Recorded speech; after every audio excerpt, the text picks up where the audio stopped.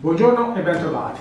Nel video di oggi vedrete un altro estratto da un corso che ho fatto qualche settimana fa e dove parlo un po' di come dobbiamo gestire il riaddestramento dei cavalli difficili e poi anche di altre informazioni a riguardo dei concetti di base che fanno parte della learning theory e che riguardano fondamentalmente come il cavallo impara, quindi l'uso dei rinforzi, eccetera, eccetera.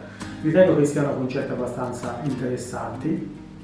Questo video è un estratto di una decina di minuti, poi ce n'è un altro che è il continuo di questo, che invece dura in totale circa una trentina di minuti e che verrà pubblicato nella sezione accessibile a coloro che sono abbonati. Il video per gli abbonati verrà pubblicato lunedì, quindi questo lunedì, non il prossimo, dove diciamo il giorno in cui dovrebbe essere stato pubblicato quello classico che pubblico ogni 15 giorni per gli abbonati, è anticipato a questo lunedì.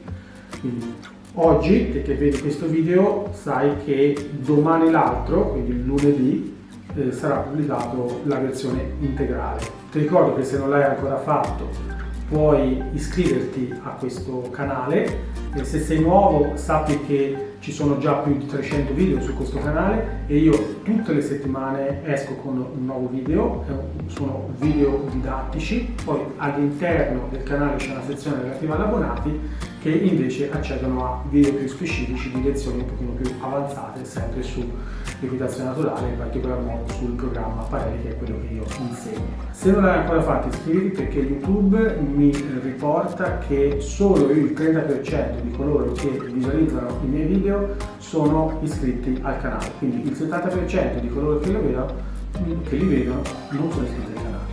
Quindi se mi vuoi aiutare a diffondere questa metodologia di approccio all'equitazione e vuoi far crescere insieme a me il canale, ti chiedo cortesemente di iscriverti. Se invece vuoi supportare il canale e fare in modo che sempre più video vengano fatti, allora in quel caso lì lo puoi fare attraverso l'abbonamento. Ma adesso ti lascio al mio video.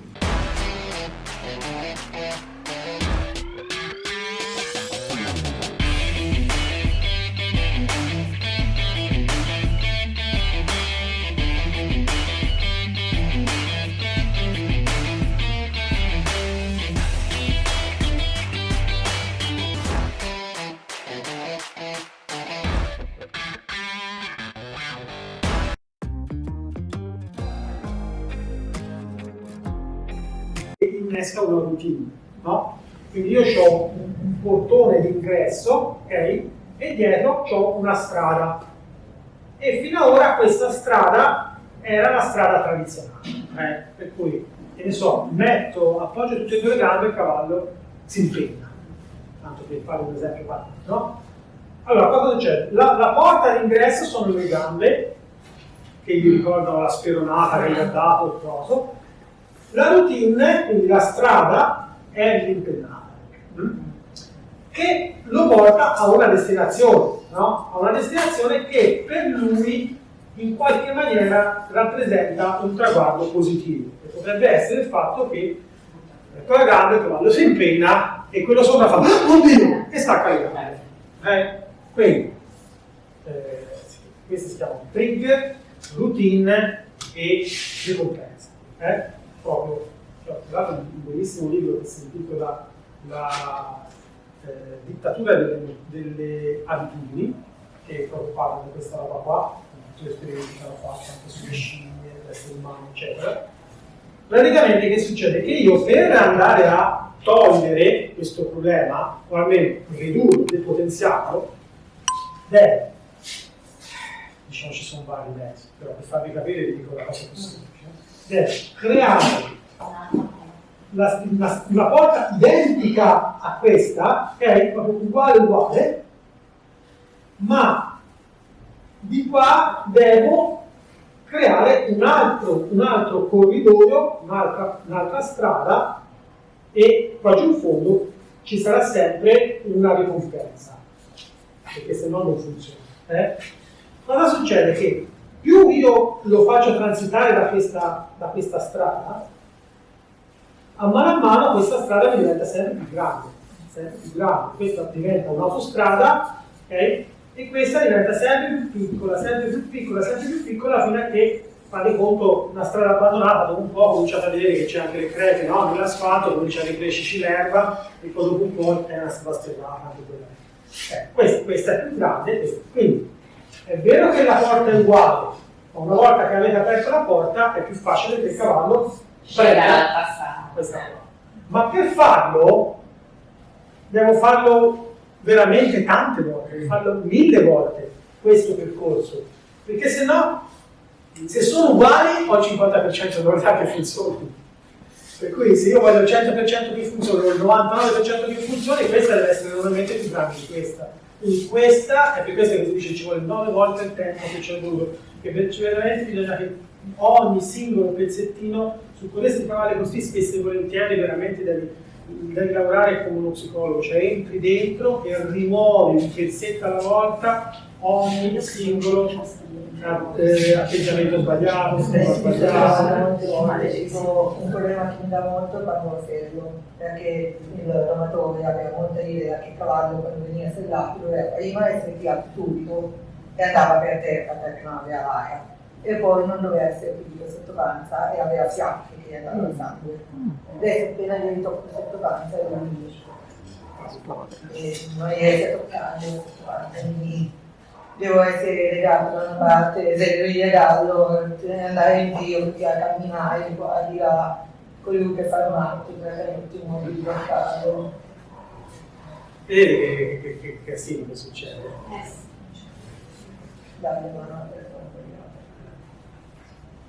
Sì, ti posso assicurare che con questo problema particolare si risolve abbastanza semplicemente, però comunque anche lì richiede su tempo.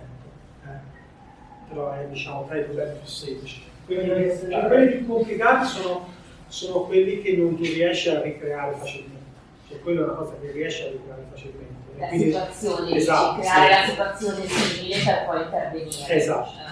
Perché si è detto prima che ci devi lavorare tante volte, ma se te per ricreare questa situazione qui ci metti 3 ore e mezza, perché è una combinazione di elementi, no? Che a volte all'inizio non è capitato che non riesci nemmeno a capire il motivo, poi casualmente riprovando allora cominci a capire che c'è una combinazione di cose. Il cavallo deve essere legato, deve essere magari, che ne so, sellato, magari, cioè una serie di cose insieme, e allora fanno scatenare quel problema. Ecco, pensa che tutte le volte devi ricreare quella situazione e fare in modo che prenda la strada diversa. Non è semplice, cioè non ti voglio demoralizzare, però ti sto dicendo che lì devi partire veramente da zero e rifare quello che noi si chiama restart. Cioè, nell'equitazione naturale non si parla di doma del cavallo, ma si parla di cold start, cioè di avvio del puledro, avvio del puledro al mondo dell'equitazione con l'essere umano. Perché doma è dominare. Invece noi non vogliamo mai dominare il cavallo, vogliamo che il cavallo diventi un nostro partner. Okay? Quindi da quel punto di vista di tutto questo che stiamo facendo. Nel tuo caso si fa un restart. Il restart vuol dire che riparti da zero proprio, dal catching, del recinto a tutto, e piano piano rifai tutto il lavoro da terra di preparazione della sella, tutta la parte da terra con la sella, poi dopo la prima volta che sali senza sella, poi dopo con una regole sola, poi dopo con la... e via. Fai tutto quello che si fa su un puledro da zero, compresa anche i primi rudimenti di liberty per essere sicuri che quando sali sopra lui vuole stare con te. Capisci? Quella roba lì va fatta su un cavallo del genere. Cioè, questo è il mio consiglio, non l'hai fatto di parte, però perché sennò rischi di lasciare dei buchi e poi quei buchi che ti hai lasciato più avanti ti daranno dei problemi. Se vai solo a risolvere il problema, dici il problema del sottopaccio, ok, l'ho risolto, il problema l'ho risolto, ma se lavori così lasci dei buchi dietro, perché magari in quel momento, in quel contesto non ti ha evidenziato un problema che non ci hai lavorato. Invece se riparti da zero, come se fosse un foglio bianco, riparti da fare tutto, a mano che trovi i problemi li risolvi, ma te comunque c'hai il tuo programma sotto, te vai avanti, metti insieme tutte le cose e quando arrivi in fondo Ci saranno alcune cose che saranno super, altre che saranno comunque da riperfezionare, perché era rovinato dall'addestramento precedente, ma comunque tu sei più in una botte di ferro. Insomma, avevo in fondo che ho fatto un lavoro fino, un po' questo.